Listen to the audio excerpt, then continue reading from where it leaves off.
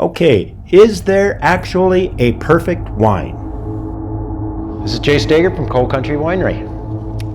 Today I'm going to talk about the perfect wine to please everyone.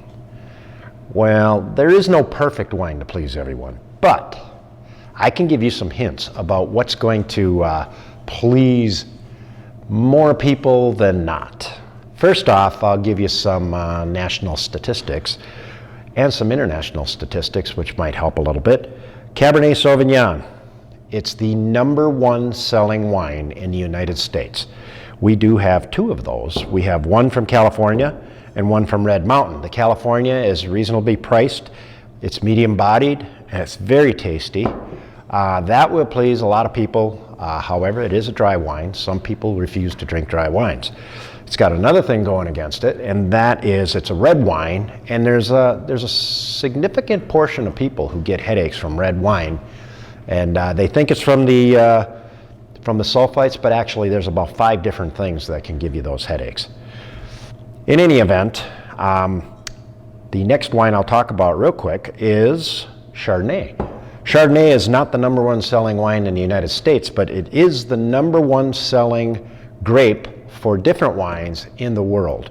So between these two, Cabernet and Chardonnay, you almost cannot go wrong for a meal. That is what you're going to get at any fancy dinner with your meal. If they're offering a red and a white, it's probably going to be a Chardonnay or a Cabernet.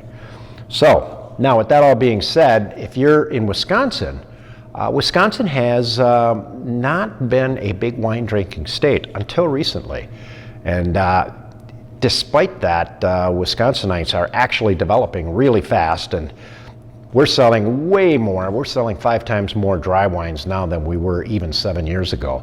However, like I said, we're still a just discovering wine state. So if you want to please the majority of the crowd, you want to go with something that's sweet but not too sweet.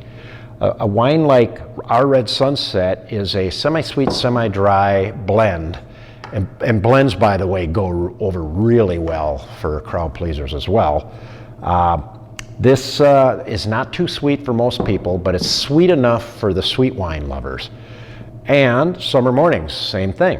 It's a white wine, again, for those people who can't drink reds or really love whites. And that one is another middle of the road, not too sweet, not too dry. And if you had these two wines for a crowd of 8 to 10 people, I almost guarantee you, nobody would be overly displeased. They would be happy with one or the other.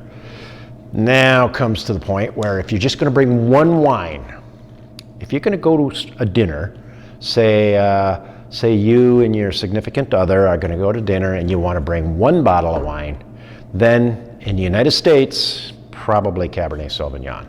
Now, if it's your boss and you're looking for a promotion, you probably want to go with this Cabernet Sauvignon. This is a Red Mountain Cabernet, which the Red Mountain Cabernets are, Red Mountain is the AVA, it's American Viticulture Area.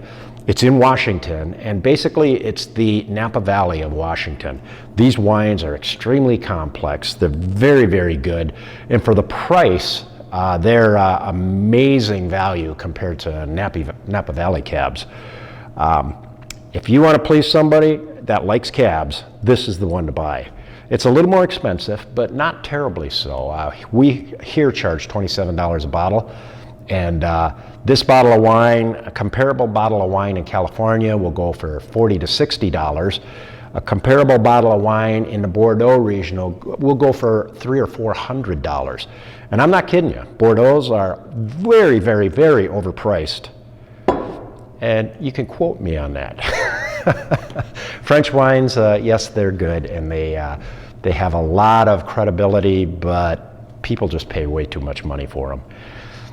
So, I think that should solve your problem. I did do a survey of about 500 of our customers, and the #1 issue that people had was finding a wine to please everyone. And again, you're not going to please everyone, but you can come close.